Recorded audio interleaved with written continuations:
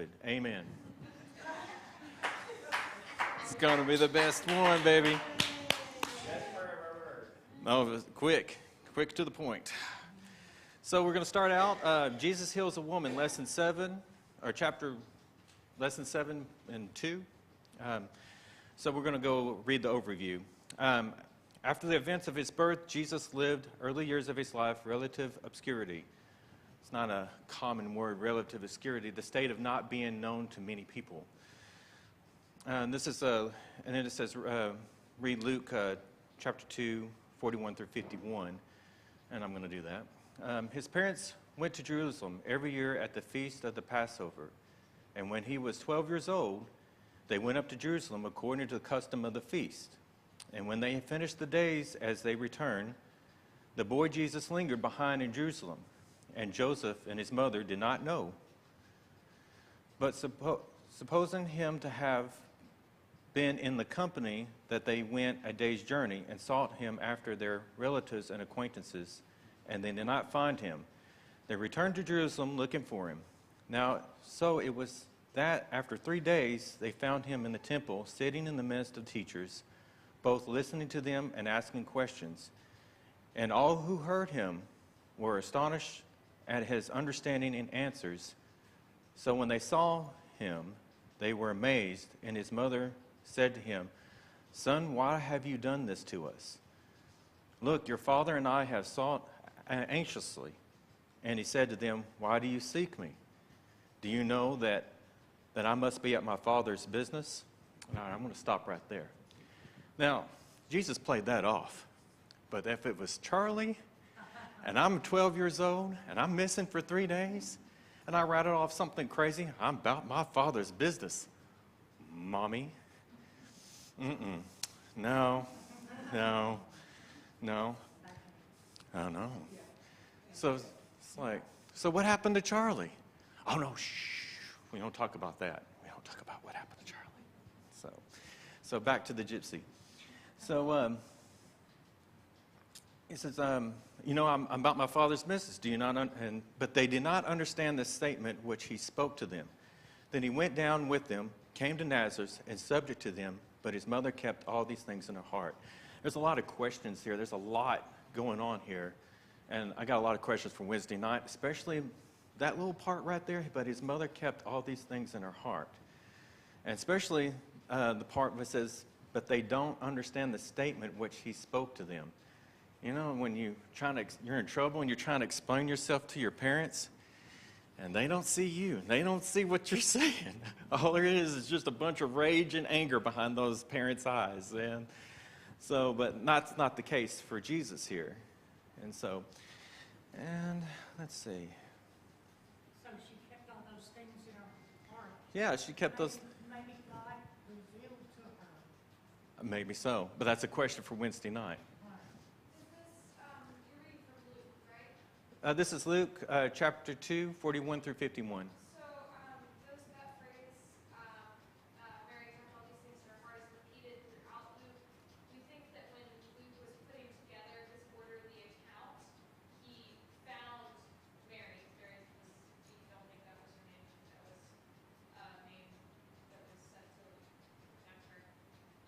And that's why we get the special things like the songs that Mary sings. These like special looks into how Mary felt about raising Jesus, because we think that Luke interviewed her Oh, and got her account of the events. So that's why we see this. see, that's why I got questions, because And the part where it said that he was going about his father's business, the world at that time didn't know that he was not of David, did they? when it, So if he said, "I'm going about my father's business," they're thinking he's going about David's business, not God's business. so it goes back in the very beginning of relative obscurity, where people didn't really know who he was at the time. So I'm assuming that.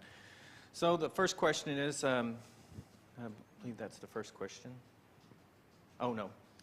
So Luke gives us the glimpse of a 12-year-old Jesus celebrating Passover with his family in Jerusalem. Verse 52 ends the account with this statement: Jesus grew in wisdom and stature and favor with God and all the people. And when he was approximately 30 years old, Jesus was baptized by John, his cousin. His public ministry, which followed the baptism, only accounts for 3 years of his earthly life. However, during this short time, he's performed a number of miracles. Some of them are recorded in the 4 Gospels. This lesson looks at Jesus as the God of the impossible.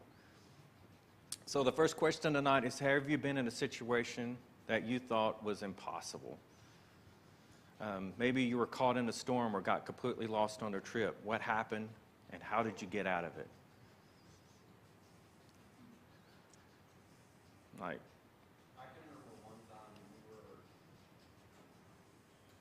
young and stupid, good way to put it. We were out camping one night, and we decided about 12:30 at night to go hiking. So we took our flashlights, got lost.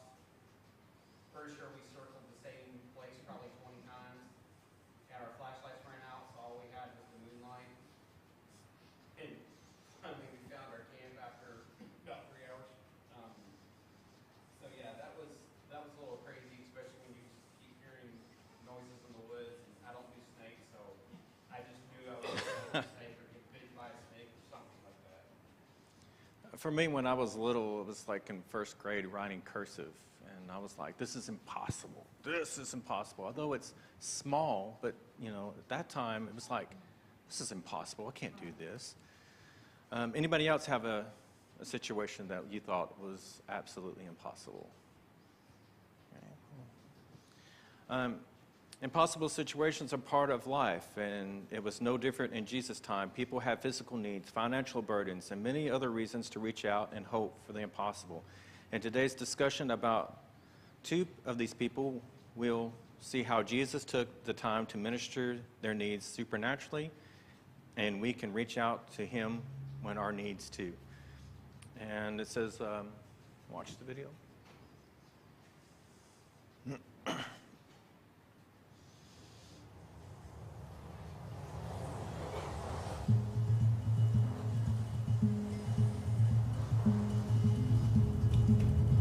I'm one of those people that when a storm is coming, goes outside to look at it.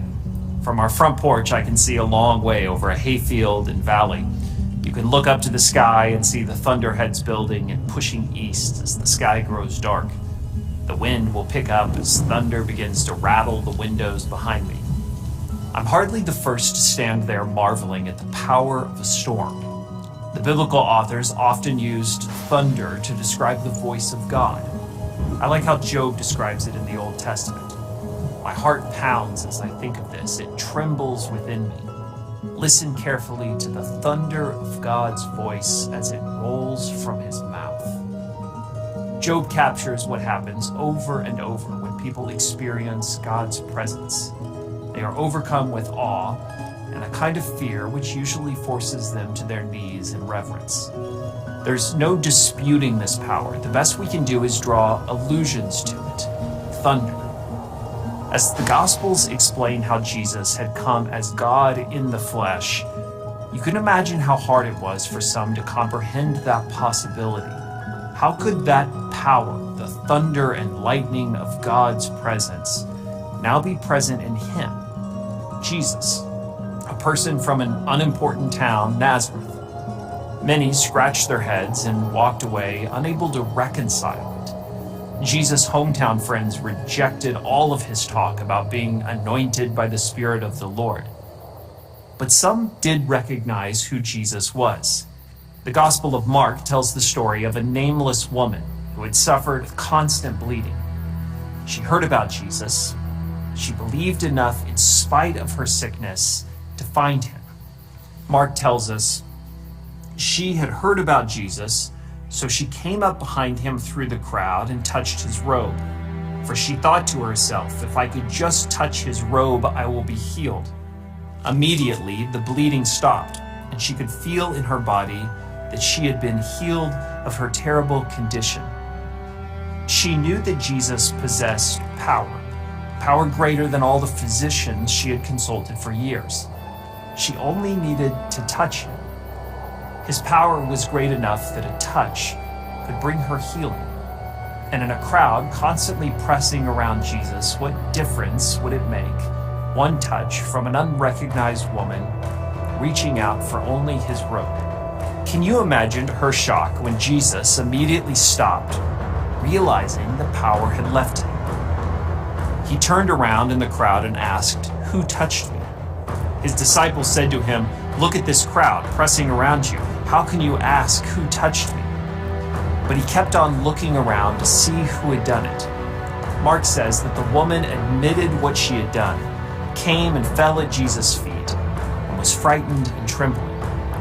She had felt the power of God, the same power that Job could only describe as roaring thunder. She had felt it with one touch. She had hoped for a miracle, but in touching Jesus, she had touched a power far more than even she had expected. She had been healed, but also exposed. She had caught Jesus' attention and caught a glimpse of his power. As this woman lay trembling at Jesus' feet, trembling at the power she had unleashed, Jesus responded simply, "Daughter, your faith has made you well. Go in peace. Your suffering is over." Jesus is power, the power of God amongst us. But he is also good. What does it mean to have that kind of power for our good? What does it mean for the uncontrollable presence of God's power to now be in a person who calls us daughter, son? We look up and hear this thunder no longer in fear, but in hope. He is our God. Listen.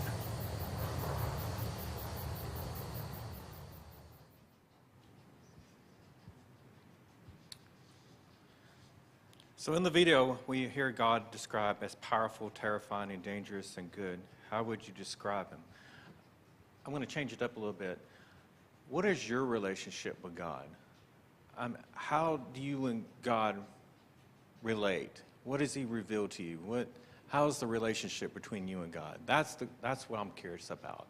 Because if you're walking with God, everybody's got their own relationship. Like for me, I just tell him, "Lord, don't let me do anything stupid today.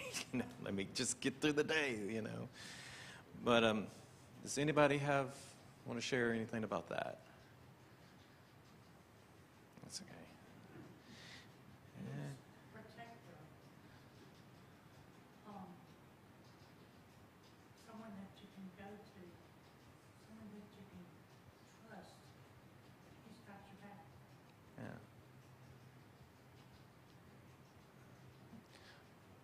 I guess what I was trying to say is, when I pray, it's not, I guess, where most people consider praying, I'm open with God, like, "God, what happened there? I mean, yeah, I did something stupid, I was, what went wrong here?" Or, have some good days. Hey, high five. Hey, we had a good day today, Let's see. Charlie, I have experienced God reminding me of things I need to remember. And it can be very Yeah. practical things, like stopping drug things and particularly dry cleaning. Out of totally random, I'm doing something else, I'll bing, dry clean. And I used to just think that was my brain, but I know it's not. I know it's the Holy Spirit going, "Hey." I had an audible voice in my ear one time. I was driving in a parking lot, going down the wrong way because I was cutting across. And when I turned the corner, I'm like, "Oh, I need to be careful because I'm going down this row of cars the wrong way." And then this voice said, "Stop! Here comes a car." I would have been like, head on. Oh, And so then I'm like, was the thought that I had that I need to be careful because I'm going the wrong way the first Holy Spirit warning, and then it said stop audibly so I can hear it? That's kind of where I'm at with God. I'm like, I know you're going to remind me of something today, God, please let me hear it, or, not just keep me from doing something stupid, but help me remember all my it helped me throughout the day. Yeah. Be there all day long. And a lot of times it's the little things that he'll keep you out of something, or something will come back to remembrance, or something, and it's like that peace inside, and you just have to smile, because You know it's God. Those little things. Charlie, I have my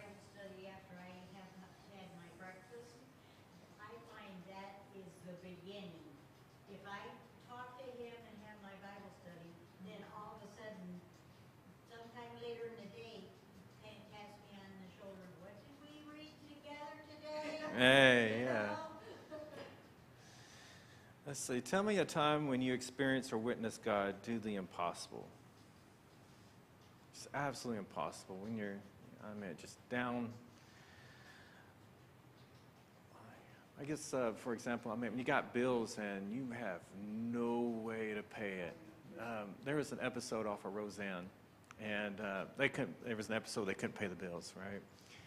And so they had the water bill and they had the electric bill, and they had to come up with this crazy idea to send the electric bill to the water department and the bill and the payment to the electric company.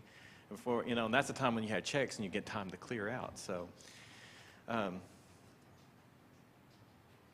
we witnessed a lot of things here in church. We witnessed a lot of people getting healed in this church. Thank for Amanda and just a bunch of people.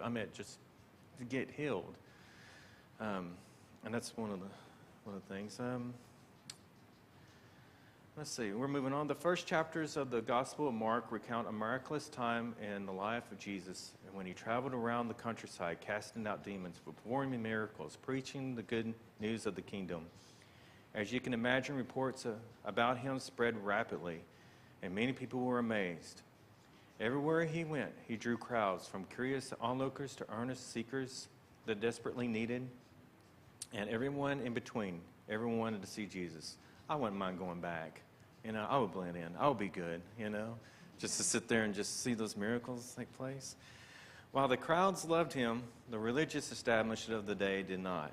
Jesus emphasized on the inward condition of the heart and did not go along with the complicated set of rules of Jewish leaders. He had added to God's laws to govern the people's behavior. The leaders not only publicly criticized Jesus, but they openly assaulted him with questions intended to expose him as a fraud. In spite of their campaign against him, Jesus continued to minister to those who needed him most, proclaiming, "I have come to call not on those who think they are righteous, but those who know that they are sinners." And Lord knows I'm a sinner. What, did I say that out loud? Oh. It says, read Mark 5 and 21. Does anybody want to read Mark 5, chapter 5, 21 through 24? If not, I got it right here. I got it. Cool. Jesus got into the boat again and went back to the other side of the lake, where a large crowd gathered around him on the shore. Then the leader of the local synagogue, whose name was Jairus, arrived. When he saw Jesus, he fell at his feet, pleading fervently with him. "My little daughter is dying," he said. "Please come and lay your hands on her, heal her so she can live." Jesus went with him, and all the people followed, crowding around him. So one of the questions that says a health crisis often turns to even the harshest cynic to faith. Why do you think that? And cynic is not a everyday word. It's a person who believes that people are motivated purely by self-interest rather than acting for honorable or unselfish reasons. But why do you think a health crisis will even turn the harshest people? People get desperate. And desperate, yeah. Even though they may not acknowledge God or a higher being or whatever, they know something's out there. They may not be able to define that it is God, but they know something's out there, and so it's like last resort. Yeah. Health is something that, you personally can't control entirely. You can eat well, exercise, do what the doctor says, but some people heal and some people don't. Whereas if you, were financially struggling, if you get a job, change jobs, there's a lot of things you can do to make a situation better, but in your health, you're kind of like dependent on something outside of you. So that's why people's attention is drawn to people who get healed, because it might all be there at some point. Oh, yeah. The question says, do you know, or someone you know, came to faith as a result of healing? That someone was really sick and they, man, God healed me, and now I believe. I had a lady in my office last week, and we got to talking, and she said that she has a tumor Oh, in her breast. And when they found it, they said it was already stage 4,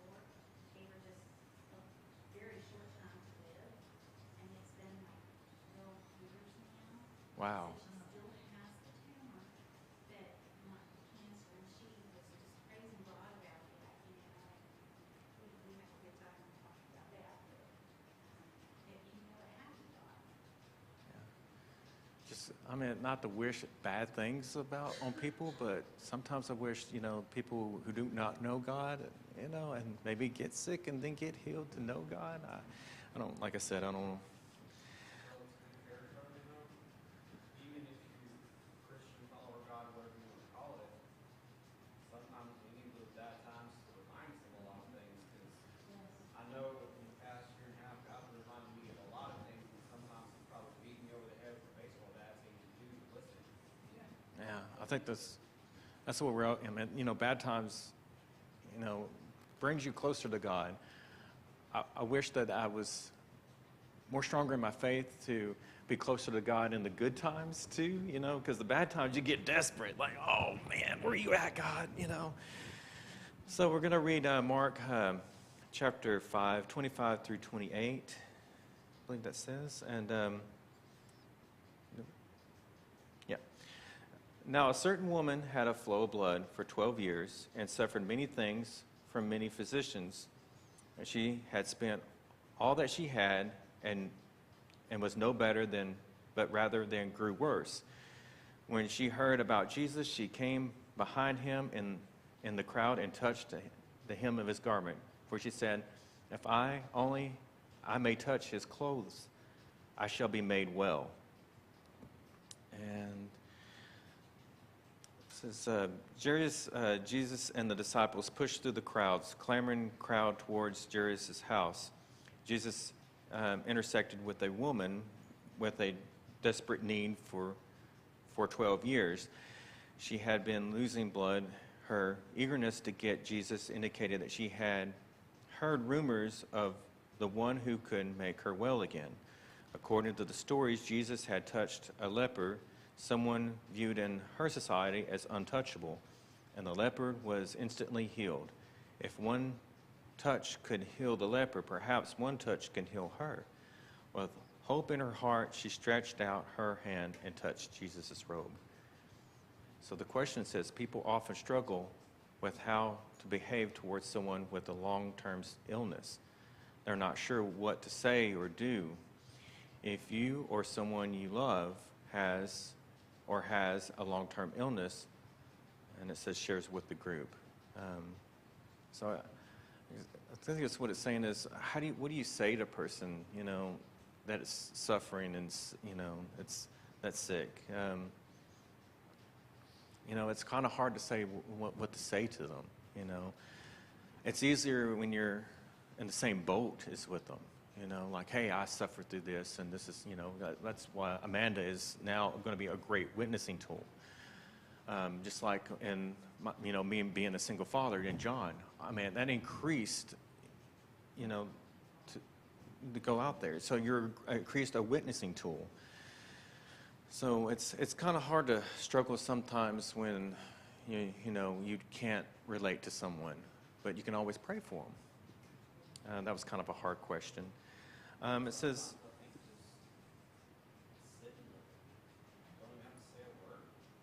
that's true.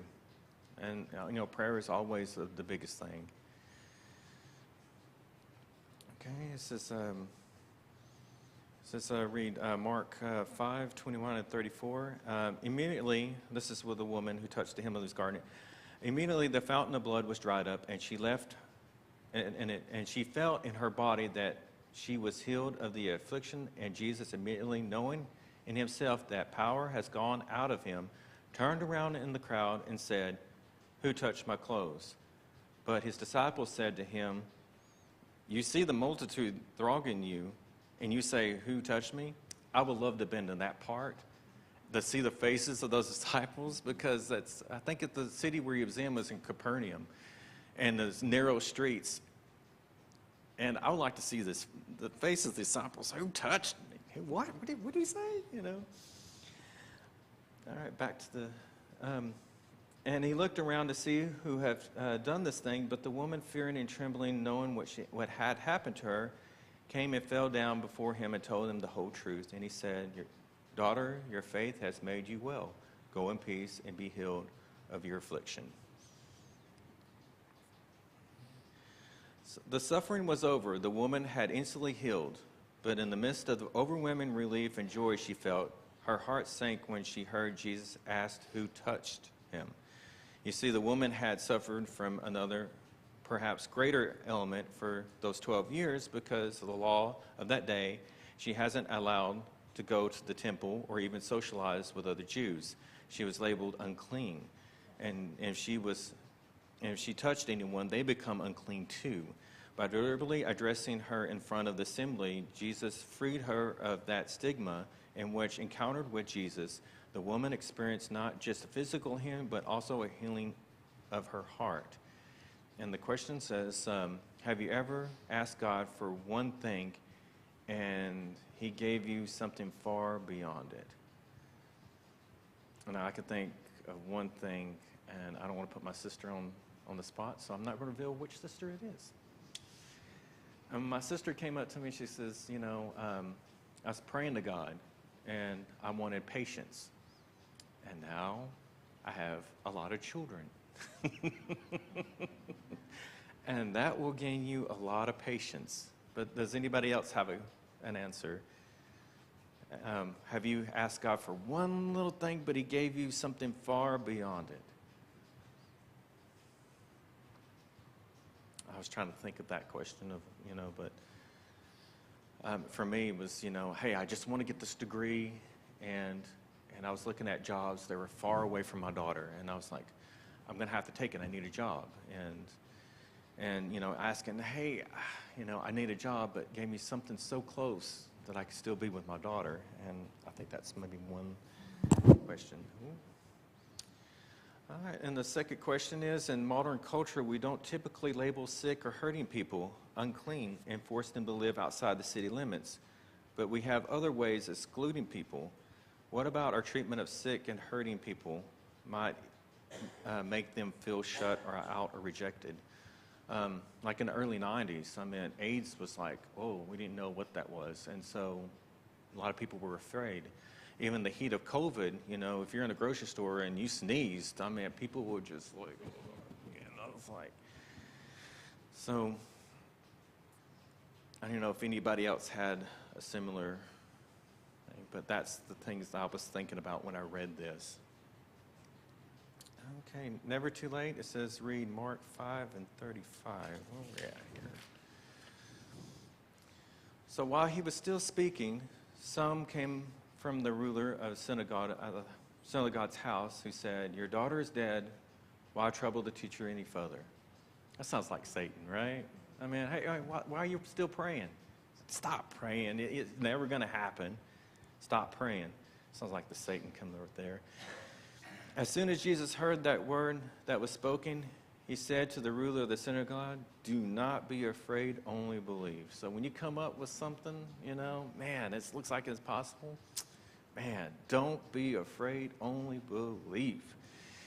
And so he permitted no one to follow him except for Peter, James, and John, and the brother of James.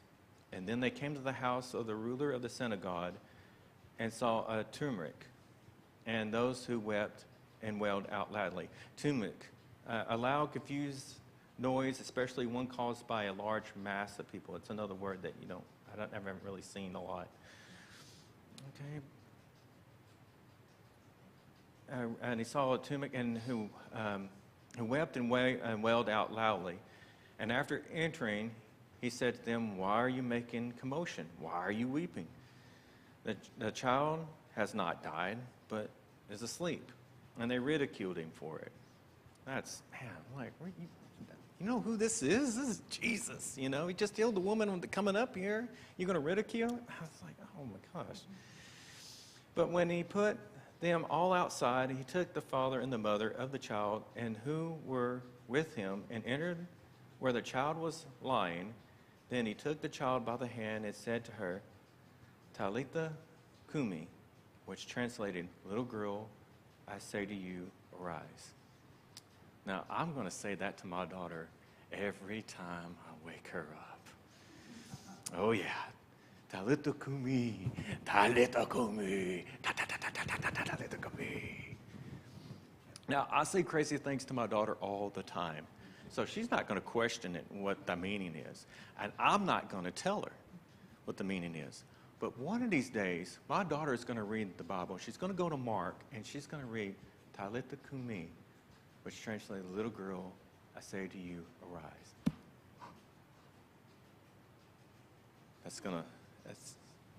So just like that, God puts those little treasures, those little things in the Bible for you, personally, for you. And all you got to do is just read.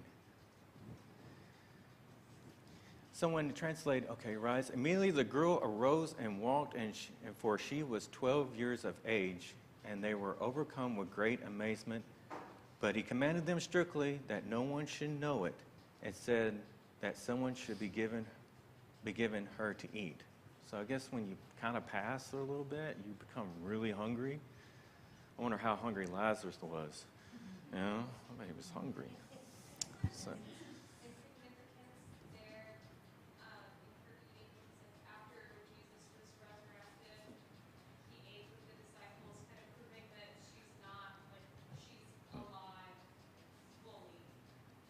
Yeah. Yeah, and there's so much in there because you think, okay, that woman for 12 years, she suffered for 12 years, and this little girl's 12. I mean, there's a lot in there. So in the wake of the woman's healing, messengers arrived to tell Jairus his daughter had died, and Jesus paused only long enough to lift Jairus' faith. And then when they went to his home, there was mourners in the house. But when Jesus told them the girl was only sleeping, they laughed at him. Pretty crummy mourners. Oh, that's what it says. Okay, Jesus kicked them out of the house, and then he led her parents and disciples in the room and where the child lay, and he went to her beside and took her hand and told her to get up, and she did. So the question is, unfortunately, the Bible gives us very little details about people's reactions to their miracles. What would you have done in that moment if you were Jairus or his wife? And I would have been relieved. I mean, because you think this Jairus, he was a priest. I mean, his job was on the line. His status was on the line. And none of that mattered because his little girl mattered. And he went to the source that can heal, and that was Jesus. And so for me, I mean, for being a dad, I would be weeping for joy. But how would you feel if that was your daughter or your son in this case? I think Chosen, you've seen this episode, showed this scene like really well because and I think I had the same reaction as Jairus in the Chosen. You know, he's like shocked but happy, and, like all that emotions mixed up together, and like the wife winds up like hugging Jesus. I mean, probably give the biggest bear hug in the entire world. You know? Yeah, I definitely. My brother Roger struggled with bone cancer for many, many months. He just kept losing weight, but first thing he'd wake up in the morning, he'd get up and stand beside his bed. He said, okay, the day started, Lord, and he'd go do what he had to do, take his shower, whatever, eat breakfast, and he'd come back to his bed. Well, I know he struggled because he was the rascally kid, always in trouble and running and tumbling and everything like that. Well, finally, his wife called and said, I can't handle this anymore. And I said, take him to the hospital then. So they rushed him to the hospital, and the family met within minutes after he was put into the hospital. And we were standing there talking, and of course, Roger was on morphine full force. He didn't really say anything, but we'd say something to him that reminded him of better times before he had the cancer, and he'd squeeze your hand real hard. I remember that. And this happened for several hours. Well, then eventually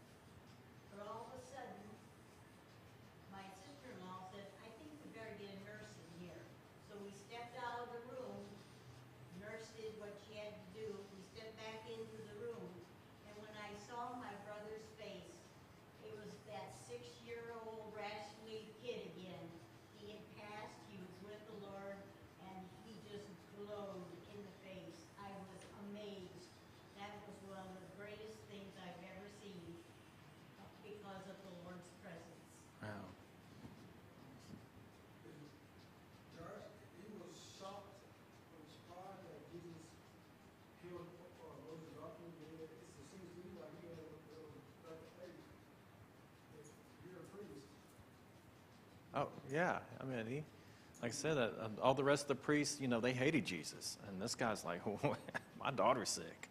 Yeah. There's also something interesting here, because we talked about how the woman touching Jesus would have made him unclean, the woman who was bleeding, so she touched him. It also made you unclean if you touched a dead body. Yeah. So it's really interesting that Jesus takes her by the hand, Yeah. and then so we kind of have this breaking down of the rules. Yeah, the woman knew that he touched a leopard, which that was an unclean thing, and then touching a dead body, that was an unclean thing, and so that was like Jesus. I mean, broke all the rules. I mean, Well, he says that because, I'm not here to, like you say, I'm not here to break the law, but to hear it fulfill the law. yeah, What about all the people that unclean woman touched in her, making her way to Jesus? I read that, and I was studying on that early this morning. Because I got John texted me at 12 o'clock last night, and I didn't get it till early this morning. I'm not a morning person. So I told him, he asked me, "Hey, would you teach a class?" And I told him no. And so, and so when I finally woke up, I was like, "Hey, I'm your backup 7th string quarterback. I mean, if God told you to let me do this, then all right, we're going to do it." And he said, "Yeah, you're going to do it." And I'm like, "Okay, cool." So to answer your question, so when I was reading on that and do the backstory just a little bit, that the woman was trying to go through the crowd. That was a big no-no. I mean, because women stayed in the back, children stayed in the back, and there was only men and the boys, up front. And I believe, No, say nothing about her condition. yeah, she kind of, desperately. Some people said that she crawled on her hands and knees, and then, and I guess everybody's focus was on Jesus. They just didn't so happen to look down. And then when Jesus called her out, people kind of scattered. I read where, and now this is just what I read. I mean, this is not coming from the Bible, but people, hey, this is an unclean person. Let me step away from this person. And she was already out in the open, and then Jesus called her out. And then, so there's a lot there. So I'm not really sure, but that's maybe a Wednesday night question you can ask John. So. Okay, we're going to move on to the next question. How do you imagine the scene at Jairus' house shifted when the disciples of mourners and crowds heard the good news? You got these wailers. These are professional wailers. I don't know if these are professional wailers because in the Jewish culture they hire people to cry at your funerals and stuff. So I don't know if this is the crowd. But then you had that other Jesus said, not to follow him, but I'm pretty sure that crowd went in and follow them. And so all these people, where it said, I can't find it, but anyway, it was a crowd. So what changed was, they were confusion and loud, and people with unbelief and crying and stuff.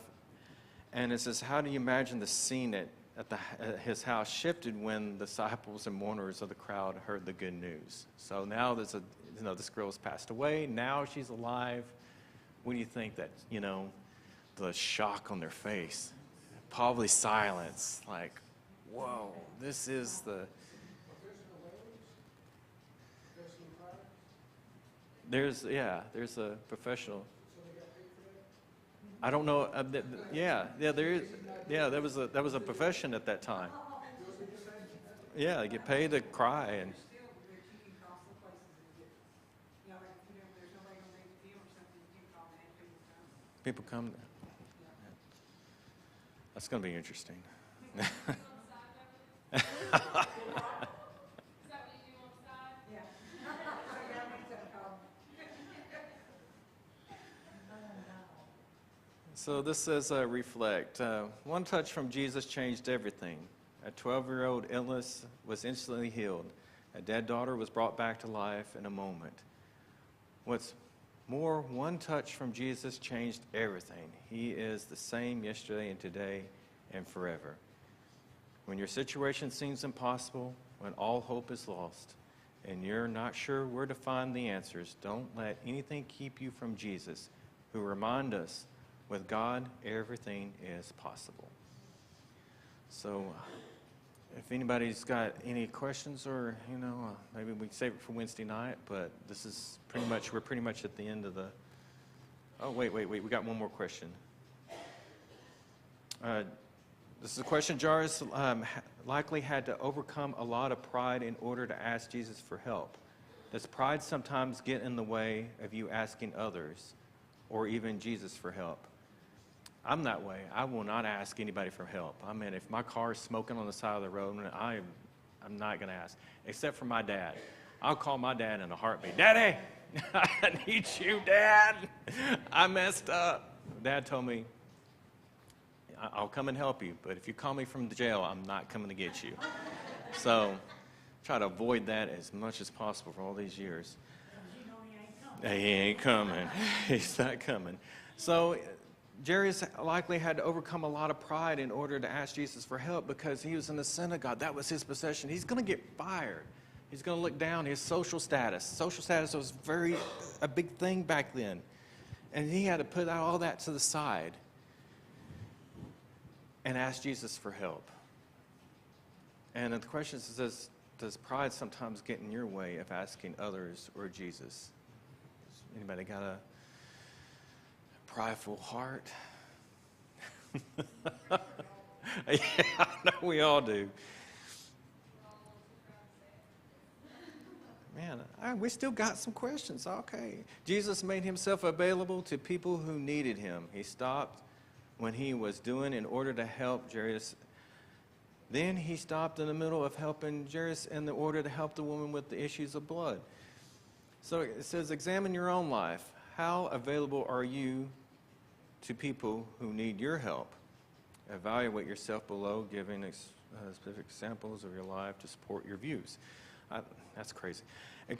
Examine your own life. How available are you to people who need your help? Someone calling up in the middle of the night, hey, man, can you help me out? I was sitting there one night, and, someone I kind of knew, asked, like, hey, can you help me help a friend? And so I was like, yeah, and it's late at night.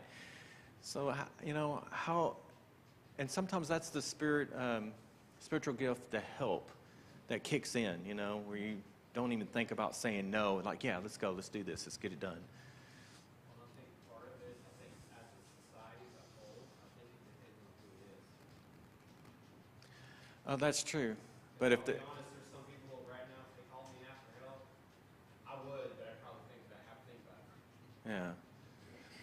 But, that Holy Spirit kicks in and tells you to, help you, regardless of status. I mean, you're going to go. And that's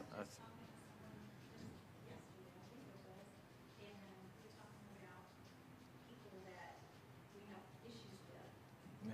And I made that comment because there was someone that I had a problem with, but when this person came and needed help, I offered to help, I helped this person. And that's what I told the person who was talking to. I said, you're a Christian, and I know you might not like this, or, what this person does or whatever, but if you saw this person on the side of the road, you would stop and help them. Yeah. Because that's who you are.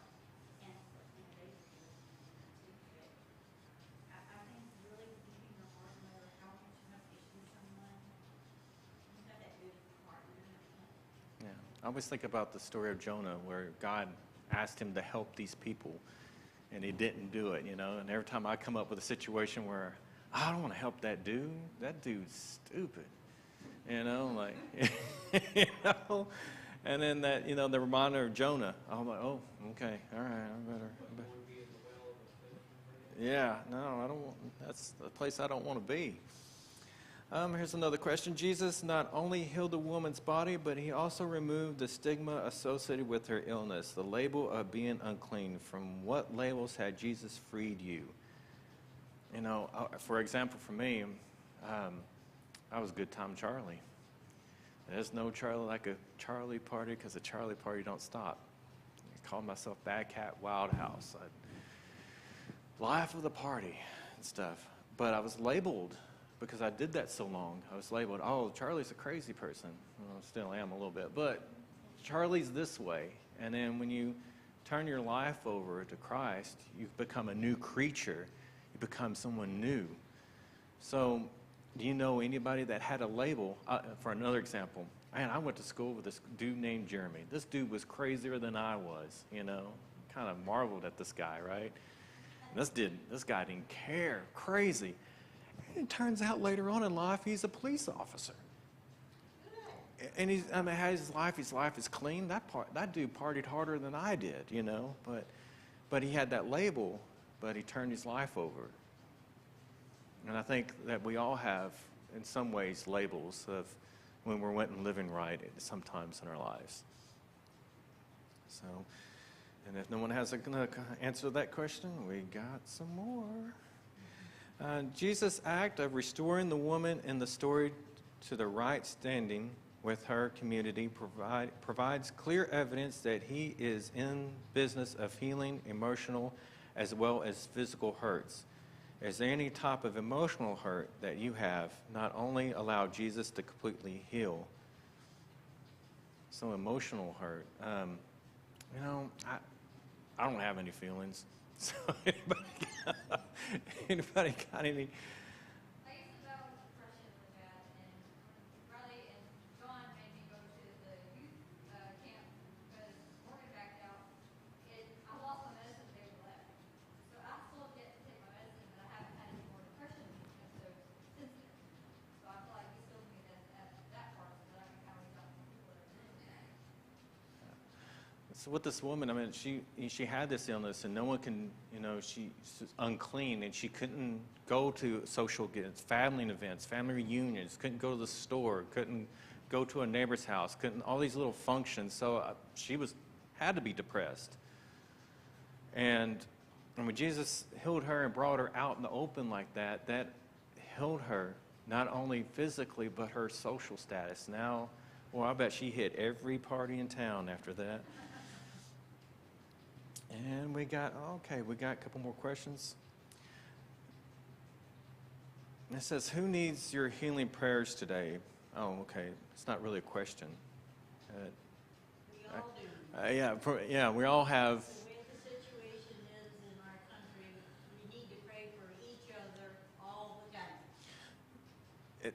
Fear is promoted in the news and things, and fear gets ratings. You got to think about it. I mean, those people work on money, and they need more people to watch their programs, so they promote fear because that gathers. But that's what I pray for, is people not to be afraid, because you know God, you're not subject to fear, you know. So telling that, you know, don't be afraid, you know, you got God on your side. And It's like when I was in Y2K, when I was in junior high, oh yeah, and there was a guy, like, this is when my brother works at Walmart, and there was a guy that came in January 1st of 2000 and tried to return over 400 cans of food. You mentioned the Y2K. I was kind of sort of dating this girl, and her dad came up to me and says, hey, there's no room in the bunker. So I'm like, ooh, okay. I don't want to be with you crazies anyway. So this question says, reflect on your discussion from your community time about ways to encourage those who are living with a long-term illness, and what is at least 3 things you think you could personally do. Be cheerful. Yeah. Go to visit. Yeah, like again, that's really hard, you know, when someone, you know, is facing the illness. But you know, I would think the first thing is, you know, you pray for them, you know, and reassure them that, hey, I'm here for you, whatever you need. It's always like when someone passes away and you don't know what to say. I mean, it hurts. We all experience people passing away and loved ones, and then when you have a friend that, you know, their, you know, mom or someone passed away, and what do you say to them, you know? And the only thing you can say is, hey, man, I'm praying for you. I'm here for you. Whatever you need, I'm here, man. If you want to talk, and I believe that would be the 3 things, you know, I'm here for you. You know, I'm going to pray for you. And if you need me, anything physically or anything, I'm there. And hey, we are out of questions.